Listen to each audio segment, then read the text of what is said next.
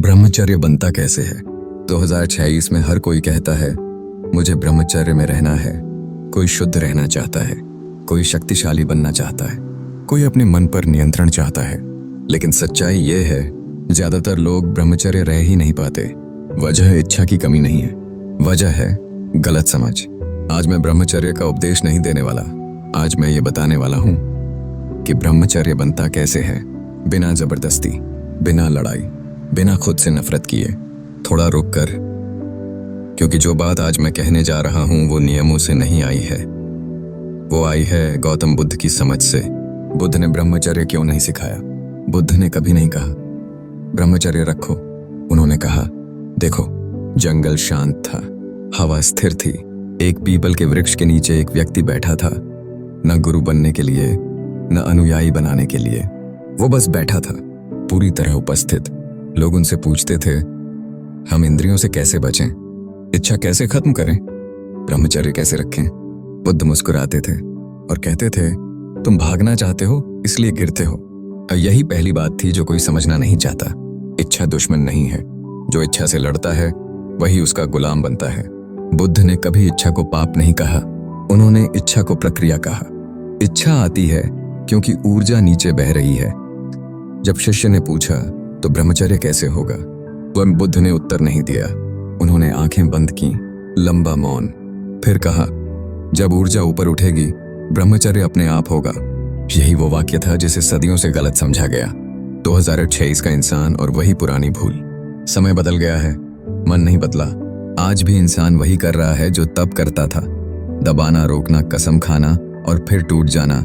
लोग कहते हैं मैं कोशिश कर रहा हूं, लेकिन बुद्ध कहते थे कोशिश नहीं, समझ चाहिए। जहां समझ होती है वहां संघर्ष नहीं होता। ब्रह्मचर्य एक ऊर्जा की दिशा। ब्रह्मचर्य चरित्र नहीं है, ब्रह्मचर्य ऊर्जा की दिशा है। बुद्ध ने कहा नदी को रोकोगे तो बाढ़ आएगी, नदी को मोड़ दोगे तो जीवन बनेगा। यही ब्रह्मचर्य है, ऊर्जा को रोकना नहीं, ऊर्जा को ऊपर उठाना। और यही इस कहानी की यात्रा है। यात्रा क्यों जरूरी है? ब्रह्मचर्य किताब से नहीं आता, ब्रह्मचर्य यात्रा से आता है। इसलिए यह कहानी उपदेश नहीं है, यह एक यात्रा है, जंगल की, मौन की, गिरने की और समझने की। अगर तुम यहां तक पहुंचे हो तो शायद तुम भी सिर्फ ब्रह्मचर्य नहीं, स्पष्टता चाहते हो। सब्सक्राइब करो, क्योंकि आगे बुद्ध की बात और गहरी होने वाली है। इच्छा कहां से आती है? इच्छा अचानक नहीं आती, इच्छा कभी अचानक नहीं आती। वो पहले भीतर रास्ता बनाती है, फिर सामने आती है। आश्रम में दिन शांत थे, काम साधारण, भोजन सीमित, फिर भी मन शांत नहीं था। युवक ने महसूस किया इच्छा किसी दृश्य से नहीं उठती, इच्छा थकान से उठती है, अकेलेपन से उठती है, असावधानी से उठती है। उसे पहली बार समझ आया इच्छा बाहर नहीं अंदर तैयार होती है। शरीर दोषी नहीं है, जिसने शरीर को दुश्मन बनाया उसने कभी ब्रह्मचर्य नहीं समझा। एक शाम गुरु ने कहा शरीर बोलता है लेकिन तुम सुनते नहीं, तुम लड़ते हो। युवक ने पूछा तो क्या शरीर गलत नहीं? उत्तर आया गलत समझ शरीर को गलत बना देती है। भूख, नींद, स्पर्श ये शत्रु नहीं थे, ये संकेत थे। संकेत की ऊर्जा असंतुलित हो रही है। पहला पतन, जो गिरता नहीं वो समझता नहीं। उस रात युवक असावधान था, मन भटका, सांस तेज हुई, कल्पनाएं उभरी और फिर वो गिर गया। सुबह आंखें भारी थीं, मन में अपराध बोध था। वो गुरु के सामने आंख नहीं उठा पाया, लेकिन गुरु ने कहा अच्छा हुआ। युवक चौंक गया, अब तुम कल्पना नहीं अनुभव से सीखोगे। अपराध बोध सबसे बड़ा शत्रु, पतन से ज्यादा खतरनाक अपराध बोध होता है। गुरु ने स्पष्ट कहा जो खुद को दोष देता है वो फिर गिरेगा। देखो तुम कहां असावधान थे, तुम कहां थके थे, तुम कहां भाग रहे थे। युवक ने पहली बार खुद को माफ किया और उसी क्षण मन हल्का हुआ। ब्रह्मचर्य निर्णय नहीं है, ब्रह्मचर्य कोई कसम नहीं, ब्रह्मचर्य जागरूकता का फल है। गुरु ने कहा तुम ब्रह्मचर्य नहीं बनाते, तुम सिर्फ जागृत होते हो। जहां जागरूकता है वहां ऊर्जा ऊपर उठती है, और जहां ऊर्जा ऊपर उठती है वहां ब्रह्मचर्य अपने आप होता है। युवक चुप था, लेकिन भीतर कुछ स्थिर हो गया था। अगर तुम यहां तक पहुंचे हो तो याद रखो, ये कहानी सिद्ध बनने की नहीं, समझने की है। सब्सक्राइब करो, क्योंकि अगला हिस्सा मन के सबसे गहरे जंगल में ले जाएगा। मन का जंगल, असली जंगल बाहर नहीं होता। जिसने बाहर का जंगल पार कर लिया वो समझता है यात्रा पूरी हो गई, लेकिन असली जंगल आंखें बंद करते ही शुरू होता है। युवक अब आश्रम में कई दिन बिता चुका था। शरीर को सादगी की आदत पड़ने लगी थी। भोजन सीमित था, दिनचर्या स्पष्ट थी, लेकिन जैसे ही वो बैठता, आंखें बंद करता, मन भागने लगता। यादें आती, पुरानी इच्छाएं, अधूरे संवाद, भविष्य की कल्पनाएं। वो चौंक गया। मैं तो सब छोड़ आया था, फिर ये सब कहां से आ रहा है? उसी क्षण उसे समझ आया, मन सामान नहीं छोड़ता, मन स्मृति से बना होता है, और स्मृति सबसे भारी बोझ होती है। बुद्ध ने मन को शत्रु क्यों नहीं कहा? मन शत्रु नहीं है, मन केवल आदत है। एक सुबह गुरु उसे पीपल के वृक्ष के नीचे ले गए। वहीं बैठकर उन्होंने एक छोटा सा वाक्य कहा, मन को रोको मत, मन को देखो। युवक बोला, लेकिन मन बहुत गंदा है। गुरु मुस्कुराए, गंदा नहीं, अनदेखा है। उन्होंने आगे कहा, गौतम बुद्ध ने कभी नहीं कहा कि मन को मार दो। उन्होंने कहा, मन को जानो। मन वही करता है जो उसे सिखाया गया है, और जिसे जान लिया जाए वो शक्ति खो देता है। ध्यान का पहला दिन। ध्यान में बैठना आसान है, ध्यान में टिकना कठिन है। पहली बार युवक को विधिवत ध्यान में बैठाया गया। कोई मंत्र नहीं, कोई कल्पना नहीं, बस सांस। आती सांस देखो, जाती सांस देखो। 5 मिनट बीते, फिर मन उछला, ये बेकार है, कुछ हो नहीं रहा, मैं समय बर्बाद कर रहा हूं। उसने आंखें खोल दी। गुरु ने कुछ नहीं कहा। शाम को फिर बैठाया गया, फिर वही हुआ।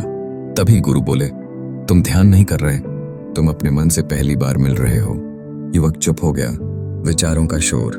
विचार समस्या नहीं है, समस्या यह है कि तुम हर विचार को अपना समझ लेते हो। दिन बीतते गए, ध्यान में विचार कम नहीं हुए, बल्कि और तेज हो गए। युवक परेशान हो उठा। उसने पूछा, ध्यान से तो मन और बिगड़ रहा है। गुरु ने जमीन से एक पत्ता उठाया और बोले, जब तालाब शांत होता है तब नीचे की गंदगी ऊपर आने लगती है। क्या तालाब बिगड़ा है या साफ हो रहा है? युवक पहली बार ध्यान से नहीं, समझ से बैठा। इच्छा का नया रूप। इच्छा कभी मरती नहीं, वो रूप बदलती है। अब इच्छाएं सीधी नहीं आती थीं, अब वो सूक्ष्म हो गई थीं। श्रेष्ठ बनने की इच्छा, दूसरों से आगे निकलने की इच्छा, मैं साधक हूं, यह सोच गुरु ने देख लिया। उन्होंने कहा, अब इच्छा वस्तु नहीं चाहती, अब वो पहचान चाहती है।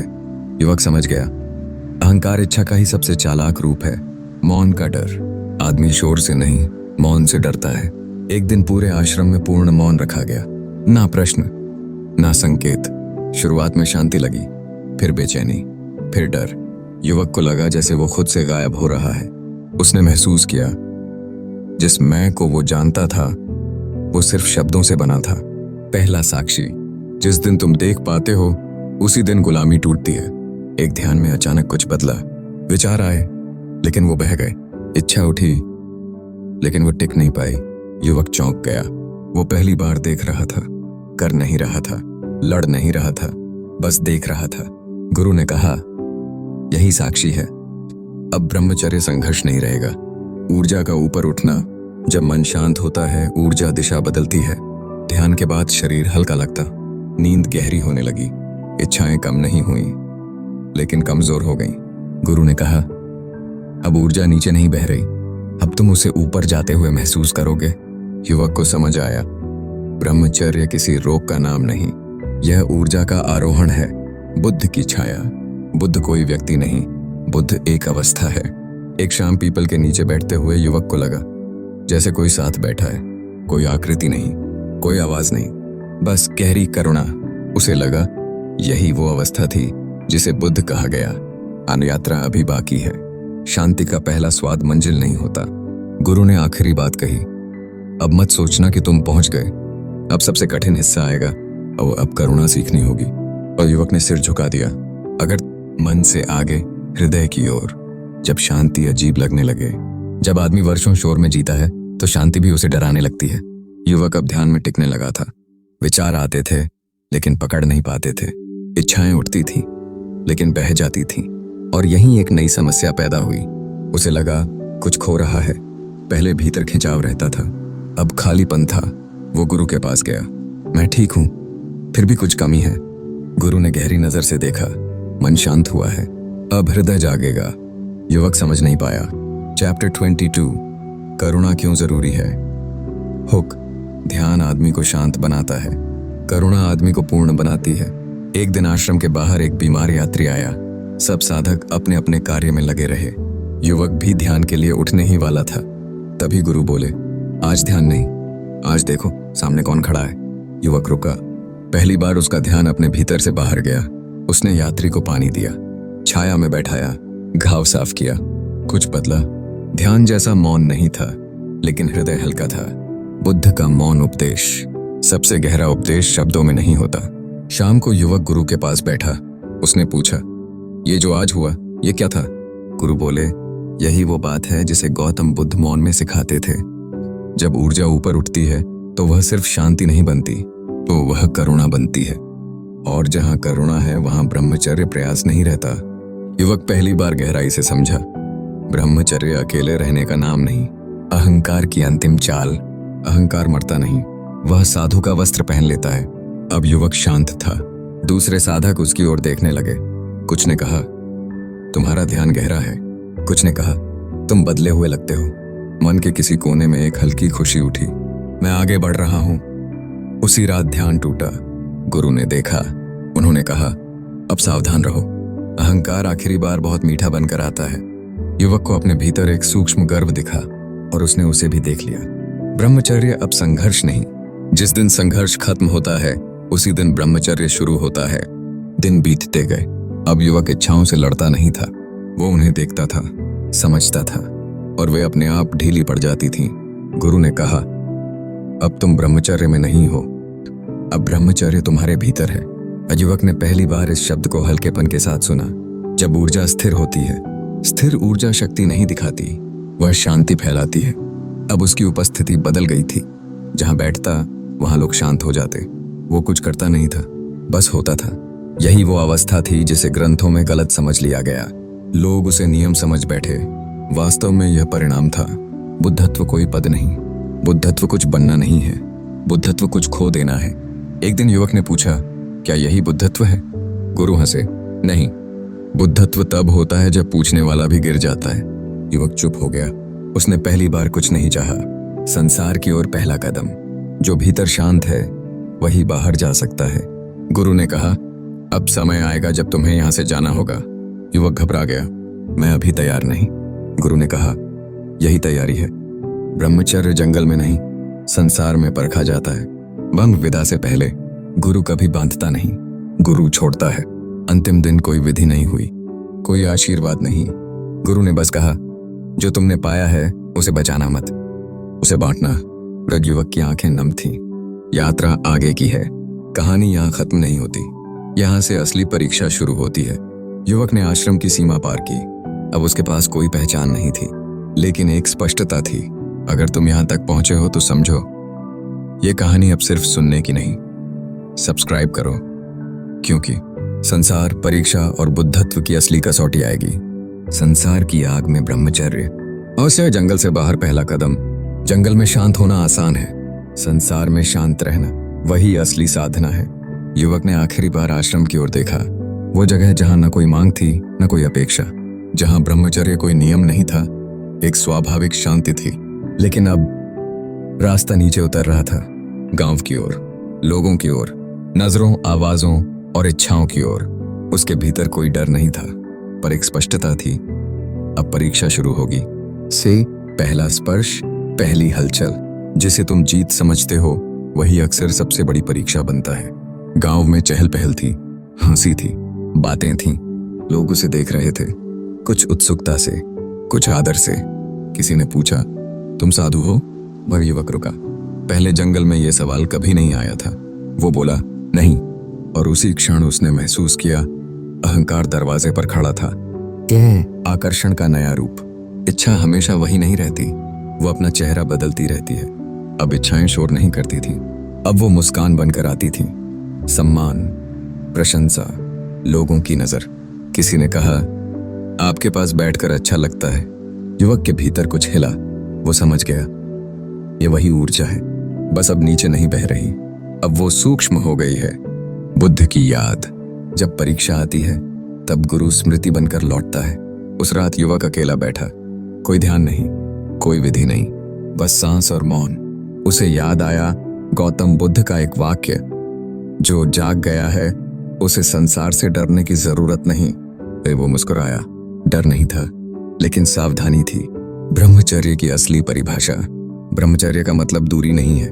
ब्रह्मचर्य का मतलब अवशोषण से मुक्ति है। अब युवक लोगों के बीच था, बात करता, सुनता, मुस्कुराता, लेकिन भीतर कुछ भी खिंचता नहीं था। ना पकड़, ना लालसा। पहली बार उसने जाना, ब्रह्मचर्य जीवन से भागना नहीं है। ब्रह्मचर्य जीवन में डूबे बिना जीना है। पहली बड़ी परीक्षा। जहां करुणा है वहीं सबसे बड़ा खतरा भी है। एक स्त्री आई, आंखों में पीड़ा थी, आवाज में भरोसा। वो देर तक युवक से बात करती रही। दुख, अकेलापन, सहारा। युवक सुनता रहा। अचानक उसने महसूस किया, ऊर्जा हिल रही है। यह कामना नहीं थी, यह जुड़ाव था। और जुड़ाव अगर जागरूक न हो तो बंधन बन जाता है। वो चुप रहा, सांस देखी, और भीतर संतुलन लौट आया। गिरा नहीं, क्योंकि देखा, जो देख लेता है वो गिरता नहीं। उस रात युवक देर तक जागा। पहले ये होता तो वो अपराध बोध में जाता। आज वो समझ में गया। उसने खुद से कहा, ऊर्जा उठी थी, मैंने देखा, बस। कोई पछतावा नहीं, कोई गर्व नहीं। यही था सहज ब्रह्मचर्य। संसार की समझ। संसार बुरा नहीं है, बेहोशी बुरी है। अब युवक लोगों को देखता, कोई भाग रहा है, कोई पकड़ रहा है, कोई थका है। वो किसी को सुधारता नहीं, वो बस उपस्थित रहता। और यही उपस्थिति लोगों को थोड़ा शांत कर देती। बुद्धत्व की पहली कसौटी। बुद्धत्व शांति में नहीं, संबंधों में परखा जाता है। अब लोग उसे पूछने लगे, हम क्या करें, हम कैसे बदलें? युवक वही उत्तर देता जो कभी उसे मिला था, पहले देखो, फिर समझो, बदलाव अपने आप होगा। का विराम। जो यहां तक आ गया वो आधा रास्ता पार कर चुका है, लेकिन अभी सबसे कठिन हिस्सा बाकी है। अब आएगा मोह का सूक्ष्म जाल, करुणा और आकर्षण की सीमा, अंतिम पहचान का गिरना। सब्सक्राइब करो, क्योंकि ब्रह्मचर्य की सबसे कठिन परीक्षा लेकर आएंगे। संसार की आग में ब्रह्मचर्य, सूक्ष्म मोह की परीक्षा जब लोग देखने लगे। सबसे खतरनाक इच्छा शरीर से नहीं उठती, वो दूसरों की नजर से उठती है। अब युवक जहां जाता लोग उसे पहचानने लगे थे। कोई कहता, इनके पास बैठो, मन शांत हो जाता है। कोई कहता, ये अलग है। पहले यह शब्द उसके लिए कुछ नहीं थे, लेकिन धीरे धीरे मन ने उन्हें संग्रह करना शुरू किया। शांति थी, पर अब उसके साथ एक हल्की सी पहचान भी जुड़ रही थी। और पहचान हमेशा बंधन की पहली सीढ़ी होती है। अहंकार का सबसे सुंदर रूप। अहंकार जब सुंदर बन जाता है तब उसे पकड़ना सबसे कठिन होता है। अब अहंकार घमंड बनकर नहीं आता था, वो आता था सेवा बनकर। मैं मदद कर सकता हूँ, मेरी उपस्थिति जरूरी है। अगर मैं ना रहा तो। युवक ने खुद को बहुत शांत पाया, लेकिन गुरु की बात उसके भीतर गूंजी। जो खुद को जरूरी मानने लगे वही गिरने के सबसे करीब होता है। उसने देखा, करुणा और नियंत्रण के बीच एक बहुत पतली रेखा होती है। वह स्त्री दूसरी बार जो परीक्षा लौटकर आए वो पहली से अधिक गहरी होती है। वही स्त्री फिर आई। इस बार कम दुख था, ज्यादा निकटता थी। वो बोली, आपसे बात करके मैं सुरक्षित महसूस करती हूँ। शब्द सरल थे, लेकिन ऊर्जा गहरी थी। यह आकर्षण नहीं था, यह भावनात्मक आश्रय था। युवक ने पहली बार अपने हृदय में एक कंपन महसूस किया और उसने तुरंत आंखें बंद कर ली। ब्रह्मचर्य की असली सीमा। ब्रह्मचर्य शरीर पर नहीं, संबंधों पर परखा जाता है। युवक ने भीतर देखा, ना इच्छा थी, ना वासना, फिर भी बंधन बन सकता था। क्योंकि कभी कभी लोग शरीर नहीं चाहते, अधिकार चाहते हैं, और अधिकार ऊर्जा को नीचे खींचता है। उसने धीरे से कहा, मैं तुम्हारे साथ हूं, लेकिन तुम्हारा नहीं हूं। स्त्री की आंखों में आंसू आ गए और उसी क्षण बंधन टूट गया। करुणा और दूरी। सच्ची करुणा पास भी रहती है और मुक्त भी करती है। युवक रात भर सो नहीं पाया। मन पूछता रहा, क्या मैं कठोर था? फिर भीतर से उत्तर आया, नहीं, मैं स्पष्ट था। यही, और जहां स्पष्टता होती है वहां ब्रह्मचर्य संघर्ष नहीं रहता। भीतर का अंतिम डर, आखिरी डर अकेले रह जाने का होता है। अब युवक समझ गया, ब्रह्मचर्य की अंतिम परीक्षा वासना नहीं, अकेलापन है। जब कोई पूरी तरह मुक्त हो जाता है तो वो किसी का सहारा नहीं बनता, और यही बात मन को डराती है। लेकिन उसी डर में अद्भुत शांति थी। जो छूता नहीं वही जलाता नहीं। आग को छुओगे नहीं तो वो जला भी नहीं पाएगी। अब इच्छाएं आती थीं, लेकिन वो स्पर्श नहीं कर पाती थीं। वो उठती और गिर जाती। युवक ने पहली बार महसूस किया, ऊर्जा अब नीचे या ऊपर नहीं जा रही, वो स्थिर हो रही है। ब्रह्मचर्य अब जीवन है। जब ब्रह्मचर्य अभ्यास नहीं रहता तब वह जीवन बन जाता है। अब युवक कोई साधक नहीं था, वो बस एक जागृत मनुष्य था। खाता, चलता, बोलता, लेकिन भीतर कुछ भी बिखरता नहीं था। यही वो अवस्था थी जिसे लोग गलत समझते हैं। अंतिम पहचान गिरती है, आखिरी चीज जो गिरती है वो मैं होता है। एक दिन किसी ने कहा, आप तो ज्ञानी हैं। तो युवक मुस्कुराया और उसी क्षण वो शब्द अर्थहीन हो गया। कोई मैं नहीं बचा जो उसे पकड़े। जो यहां तक आ गया वो अब पीछे नहीं जा सकता। लेकिन अभी एक अंतिम चरण बाकी है, पूर्ण त्याग नहीं, पूर्ण सहभागिता और अंतिम मौन। सब्सक्राइब करो, क्योंकि इस पूरी यात्रा का समापन है। संसार की आग में ब्रह्मचर्य, मौन का शिखर। अब कोई साधना नहीं। जिस दिन साधना भी छूट जाए उसी दिन साध्य प्रकट होता है। अब युवक ध्यान में नहीं बैठता था, वो बैठता था और ध्यान घटित हो जाता था। न समय, न विधि, न अपेक्षा, सांस आती जाती थी और वो बस उपस्थित था। यही वो बिंदु था जहां अभ्यास जीवन में घुल जाता है। संसार अब बोझ नहीं, संसार तब भारी लगता है जब हम उसे पकड़ते हैं। अब वही संसार, लोग, बाजार, दुख, सुख उसे छूते थे लेकिन चिपकते नहीं थे। वो हंसता था, वो दुखी भी होता था, लेकिन भीतर कुछ भी टूटता नहीं था। ब्रह्मचर्य अब किसी चीज से बचने का नाम नहीं था, वो असंलग्नता बन चुका था। गुरु की अंतिम स्मृति। गुरु शरीर नहीं होता, गुरु सही समय पर उभरती स्पष्टता होता है। एक शाम उसे गुरु की याद आई। कोई रूप नहीं, कोई आवाज नहीं, बस एक वाक्य जो भीतर गूंज उठा, अब तुम अकेले नहीं हो, अब तुम स्वतंत्र हो। वो समझ गया, गुरु चला नहीं गया, गुरु भीतर समा गया। बुद्धत्व क्या नहीं है, बुद्धत्व कोई चमक नहीं है, बुद्धत्व साधारणता की चरम अवस्था है। अब युवक कोई विशेष व्यक्ति नहीं था, न चमत्कार, न उपदेश। वो खेत में खड़े किसान से उतनी ही गहराई से बात करता जितनी गहराई से एक रोते बच्चे से। यही वो बात थी जो गौतम बुद्ध ने दिखाई थी। जागरण अलग दिखने का नाम नहीं, वे ब्रह्मचर्य का अंतिम अर्थ। ब्रह्मचर्य न रोक है न त्याग, ब्रह्मचर्य पूर्णता है। अब कोई इच्छा दबी हुई नहीं थी, क्योंकि कुछ भी अधूरा नहीं था। ऊर्जा बहती थी लेकिन नीचे नहीं, ऊर्जा उठती थी लेकिन ऊपर भी नहीं, वो स्थिर थी। यही वह अवस्था थी जहां ब्रह्मचर्य नाम खो देता है। मौन जो बोलता है, सबसे गहरी बातें शब्दों में नहीं उतरती। लोग उससे पूछते, आप क्या सिखाते हैं? वो मुस्कुरा देता, कभी बैठ जाता, कभी चुप रहता, और लोग अपने उत्तर खुद पा लेते। क्योंकि मौन सही जगह पर हो तो आईना बन जाता है। अंतिम परीक्षा कुछ भी न होना, आखिरी परीक्षा कुछ पाने की नहीं, कुछ भी न बनने की होती है। अब कोई उसे पहचान देना चाहता, आप कौन है? वो कहता, मुझे नहीं पता। और यह अज्ञान नहीं था, यह मुक्ति थी। बुद्ध कोई व्यक्ति नहीं, बुद्ध इतिहास में नहीं है, बुद्ध चेतना में है। अब युवक कहीं भी हो सकता था, किसी जंगल में, किसी शहर में, किसी घर में। जहां भी जागरण होता वहीं बुद्ध उपस्थित होता। यात्रा का अंत नहीं होता, जागरण कहानी का अंत नहीं, जीवन की शुरुआत है। कहानी यहां रुकती है लेकिन अवस्था नहीं। ब्रह्मचर्य अब विषय नहीं, वो स्वाभाविक जीवन है। अगर तुम यहां तक पहुंचे हो तो समझो ये कहानी तुम्हारी भी है। ये यात्रा न नियम सिखाने आई थी, न डर दिखाने। ये यात्रा सिर्फ एक बात दिखाने आई थी, ब्रह्मचर्य बनाया नहीं जाता, ब्रह्मचर्य समझ से जन्म लेता है।